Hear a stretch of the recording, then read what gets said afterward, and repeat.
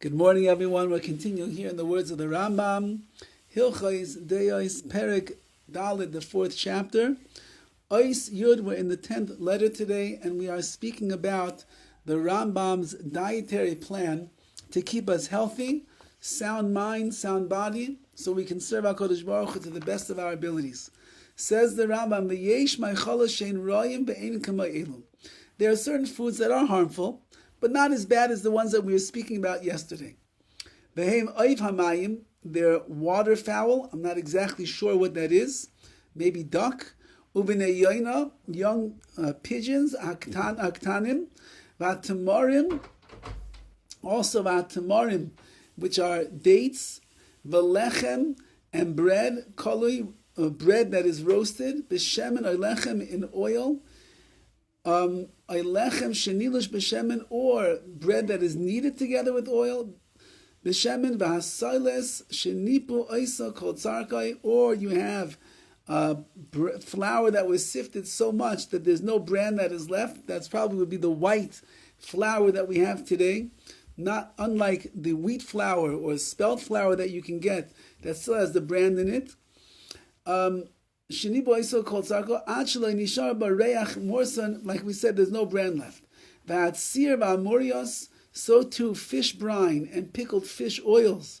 In case that you were planning on eating that, you should know it's not so healthy for you. Ein roy laharbais ma'cholas elu. It is not fitting for a person to have too much of these foods that we just listed. V'adam shu chacham, but a person that is smart. V'koivish as Yitzra, and he uses his chachma, his wisdom, to overcome his Yetzirah. V'lo yimashech achar tavasai, and he does not allow himself to be drawn after his taivis, his base desires.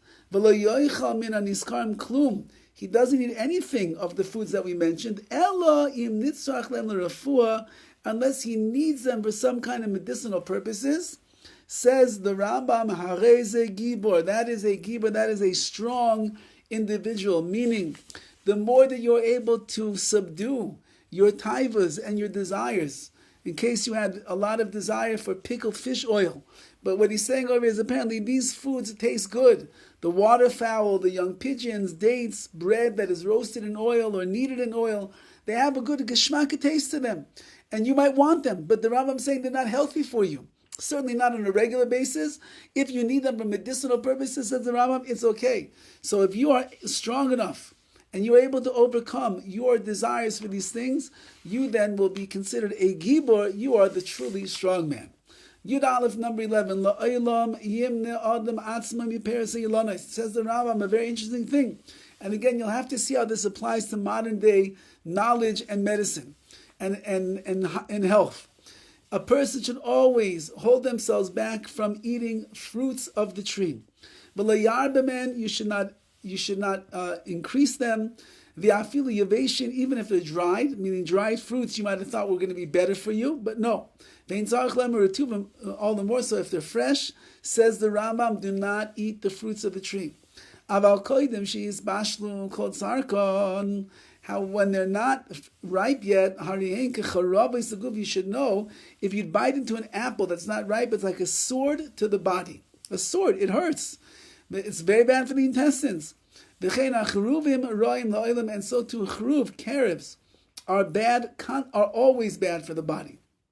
Whether they're ripe, whether they are unripe, they're not healthy for you.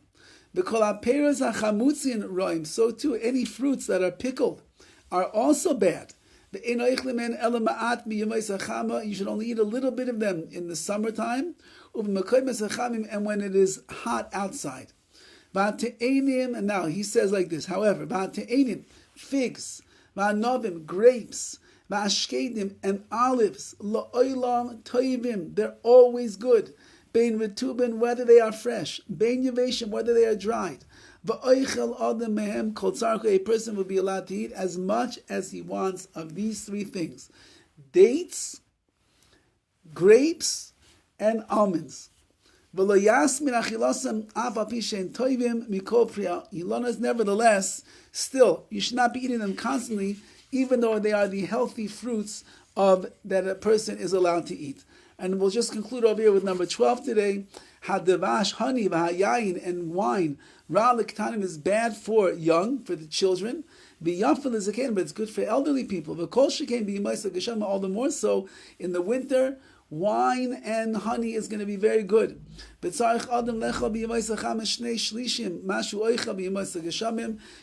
that in the summertime, when it's hot outside, you should only eat 2/3 of what you normally eat in the winter. The body, it's so hot. The body can overheat from its digestion, apparently, says the Rambam. In the wintertime, when it's cold outside, you need the energy and the fuel that's coming from the food. But in the summertime, eat less than you do in the winter. So now that it's the winter, I guess a person can eat away what they would like to, again, as long as it is healthy and it's energizing and going to keep their mind strong and clear and lucid, and they'll be able to use the physical to serve HaKadosh Baruch Hu in the spiritual. Have a wonderful day, a wonderful Shabbos.